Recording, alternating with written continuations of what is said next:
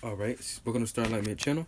All right, and today's gonna be a quick and simple short video about sexual transmutation, but mental transmutation. So understand that it's a difference between a physical urge and a mental urge, which I already previously did a video on, and I broke down the physical urge. So when you talk about mental transmutation, this is when you have a mental urge, and a lot of people deal with mental urges and don't even realize it. So when they waste their time doing stuff like qigong, physical exercises and exercise like, oh, go for a jog or go hit the gym. Don't get me wrong, these things do help because they do help to put your mind in a different area to fulfill, which is technically a part of the mental transmutation part, but you have to understand the root cause. And if you're dealing with mental urges a lot, this means that your mind is in a loop of addiction. So like I said, those other things can help because they help put your mind in a different space, but target things that specifically deal so with the mind as well. Specifically, like for instance, like creative endeavors. Expand on your creative endeavors.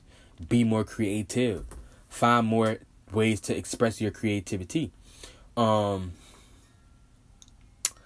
things that deal with more career-wise, your passions, your goals. Fulfill those things.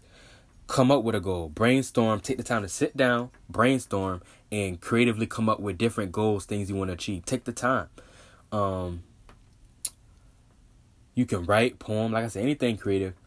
Like I said, also just fulfill other spaces because that is gonna help put your mind in other areas of life, fulfill other areas of life. So like I said, I'm not telling you not to do the physical things. These things help, but understand the root cause of mental urges is your mind being in the addictive place. It's an addictive state. It feel like it needs that mental crutch over and over again. So it doesn't matter how high your libido actual is. It doesn't really matter if you have a mental urge, then those physical sexual exercises won't help as much as opposed to the mental creative aspects, as far as, like I said, creativity, working on your passions and goals, writing things down, journalists, poetry, poems, whatever your actual passion and goal is, studying that. Take a time to study and learn these things. Learning in general. You know what I'm saying? Expanding your mind. Expanding your imagination. That's a really big one. Broaden your take the time to sit back and go into your internal world. Broaden your imagination. These things like that are going to help your mental transmutation. Anything that deals with things mentally or internally is going to help your mental transmutation.